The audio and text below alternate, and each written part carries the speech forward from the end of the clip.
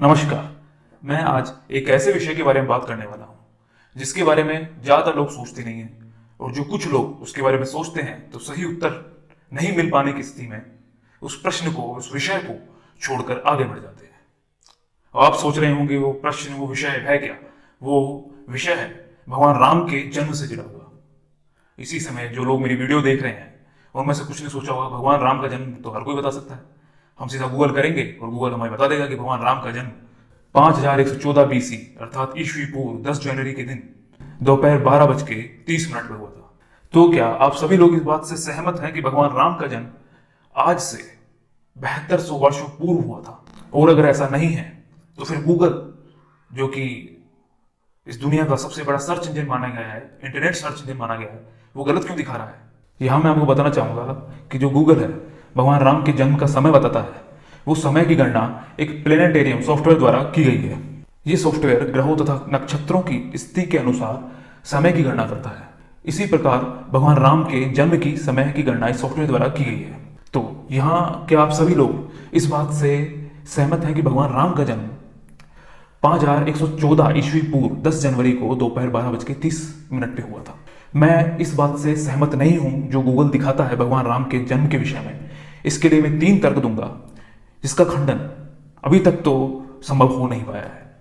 तो पहला तर्क है, जब लॉकडाउन के टाइम पे टीवी पे सिर्फ रामायण आती थी जो कि 90s के दौर की थी, तो आप सभी लोगों ने रामायण को अच्छी तरह देखा होगा। तो रामायण में कुछ पंक्तियां थी, अगर आपने सुनी हो तो बता देता हूं। वो पंक्तियां इस प्रकार से थी: दशा वर्षा सहस्राणि दशा वर्षा शतानिका रामो राज्यम उपासित्वा ब्रह्मलोकम प्रयास्यति।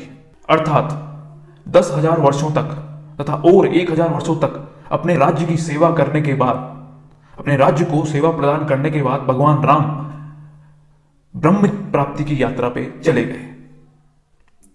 इससे पता चलता है कि भगवान राम ने 11,000 वर्षों तक राज्य किया था। अब जो 11,000 वर्षों तक भगवान राम ने राज्य किया था, तो जो लोग गूगल द्वारा दिए गए समय की गणना को सत्य बताते हैं वो इसके लिए भी एक तर्क अपने पास रखते हैं। उनके अनुसार जो भगवान राम ने 11,000 वर्षों तक राज्य किया था वो असल में 11,000 वर्ष नहीं थे, वो 30 वर्ष और 6 महीने का समय था जो कि भगवान राम ने राज्य किया था। वो इस समय की गणना कुछ इस प्रकार से करते हैं कि महाभारत में एक राजा थे जिनका नाम था राजा मधुचंद, जो कि पृथ्वी से स्वर्ग गए थे युद्ध में देवताओं का साथ देने के लिए राक्षसों के खिलाफ। और जब युद्ध देवताओं ने जीत लिया उनकी मदद से, तो वो पृथ्वी पे वापस आना चाहते थे। जब उन्होंने अपनी इच्छा जाहिर की कि वो पृथ्वी पे वापस जाना चाहते हैं, तब उन्हें पता चला कि स्वर्ग में प्रत्येक दिन पृथ्वी के 1 वर्ष के बराबर होता है। इस थ्योरी को कुछ लोगों ने उठाया और भगवान राम के 11,000 वर्षों पे अप्लाई कर दिया, और उनके अनुसार भगवान राम का राम राज्य सिर्फ 30 वर्ष और 6 महीने का था। लेकिन उन लोगों से मैं कहना चाहूंगा कि जो वाल्मीकि रामायण लिखी गई है महर्षि वाल्मीकि द्वारा, वो पृथ्वी के संदर्भ में लिखी गई है, पृथ्वी के समय से संबंधित है, और पृथ्वी पे जब भगवान राम अवतरित हुए थे उसी के अनुसार लिखी गई है। तो इसमें स्वर्ग के समय से आप तुलना कैसे कर सकते हो? तो ये प्रथम तर्क था कि जो खंडन करता है कि जो गूगल द्वारा समय दिया गया है भगवान राम के जन्म का, वो गलत है। और दूसरा तर्क भी आप सुन लीजिए कि एक महायुग, अर्थात पहले मैं आपको बता देता हूं कि महायुग होता क्या है। कि महायुग 4 युगों का संकलन होता है, अर्थात 4 युगों से मिलकर एक महायुग बनता है। ये 4 युग हैं क्रमशः, जिनका कालक्रम भी होता है। ये हैं सतयुग, त्रेता, द्वापर और कलयुग। एक महायुग 43,20,000 वर्षों का होता है, तथा सतयुग 17,28,000 वर्षों का होता है, त्रेता 12,96,000 वर्षों का होता है, द्वापर 8,64,000 वर्षों का होता है, तथा कलयुग जो कि सबसे छोटा है वो 4,32,000 वर्षों का होता है। अब यहां देखने वाली चीज ये है, समझने वाली चीज ये है कि भगवान राम का जन्म त्रेता युग में हुआ था और वर्तमान में कलयुग चल रहा है, और बीच में इन दोनों युगों के बीच में जो द्वापर युग है उसका समय 8,64,000 वर्षों का है। यहां आप देख सकते हैं त्रेता और कलयुग के बीच में एक युग है द्वापर, जिसका काल समय है 8,64,000 वर्षों का। तो यहां ये तो पता चलता है कि भगवान राम का जन्म त्रेता युग में हुआ था जो कि द्वापर से पहले था, अर्थात भगवान राम का जन्म 8,64,000 वर्षों से तो पहले ही हुआ था। अब मैं तीसरा तर्क देना चाहूंगा। वाल्मीकि रामायण तथा वायु पुराण में पंक्तियां लिखी हैं कि जो भगवान राम का जन्म था चतुर्विश महायुग में हुआ था। चतुर्विश महायुग अर्थात 24वें महायुग में हुआ था, और वर्तमान में जो महायुग चल रहा है वो है 28वां महायुग। अर्थात 4 महायुग गुजर चुके हैं। और इस प्रकार से गणना की जाए तो भगवान राम का जन्म 1,72,80,000 वर्षों पूर्व हुआ था। ये तीसरा तर्क था जो कि वाल्मीकि रामायण तथा वायु पुराण में दिए गए महायुग के संदर्भ से लिया है। अब बात करते हैं प्लेनेटेरियम सॉफ्टवेयर की, जिसके अनुसार गूगल हमें भगवान राम के जन्म की तिथि बताता है, समय बताता है। जो प्लेनेटेरियम सॉफ्टवेयर है ये ग्रहों तथा नक्षत्रों की स्थिति के अनुसार समय की गणना करता है, लेकिन इसकी कुछ सीमाएं हैं। ये प्लेनेटेरियम सॉफ्टवेयर बीते हुए 1,00,000 वर्षों तक अर्थात 99,999 वर्षों तक ही सही गणना करता है।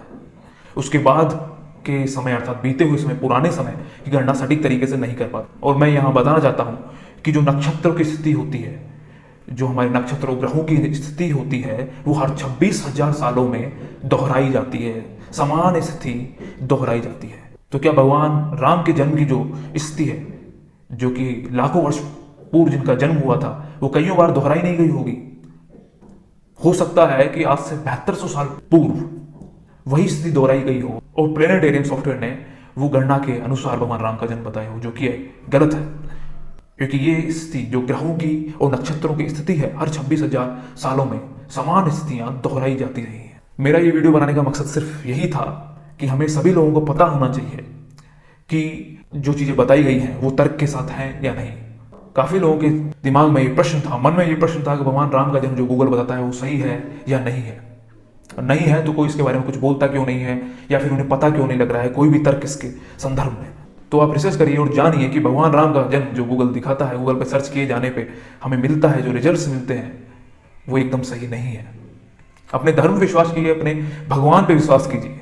मेरा ये वीडियो बनाने का मकसद सिर्फ आप लोगों तक सच पहुंचाने का था कि गूगल जो भी आपके धर्म के संदर्भ में, आपके भगवान के संदर्भ में दिखाता है वो हमेशा सही नहीं हो सकता। हो सकता है कि उसमें कुछ त्रुटियां हो और आप आंख मूंद कर विश्वास ना करें। उसके बारे में पूरी जानकारी करें, उसके बारे में पूरी रिसर्च करें, तभी आप सत्य तक पहुंच पाएंगे। और मैं आगे भी ऐसी वीडियो बनाता रहूंगा। इस सीरीज में मैं 10वीं राजयुद्ध, जो कि आर्यों का, या मैं यूं कहूं कि विश्व का सबसे बड़ा महायुद्ध, जो प्रथम महायुद्ध था, पृथ्वी पर लड़ा गया आर्यों के मध्य, उसके बारे में वर्णन करूंगा। उसके बारे में आप सभी को बताऊंगा, चाहे वो कलयुग में बाहरी आक्रांता हो जिसने भारत पर आक्रमण किया, जिससे आप सभी लोग अनभिज्ञ हैं, वो कोई डेरियस या अलेक्जेंडर नहीं था, उसके बारे में भी आपको बताऊंगा। ऐसे अनेकों विषय के बारे में बताऊंगा जो कि अभी तक अनसुने हैं। और मैं आपको भारतीय इतिहास से पूर्ण तरह अवगत कराऊंगा, जो कि हमारे भारतीय इतिहास के पन्नों में दर्ज ही नहीं है। नमस्कार।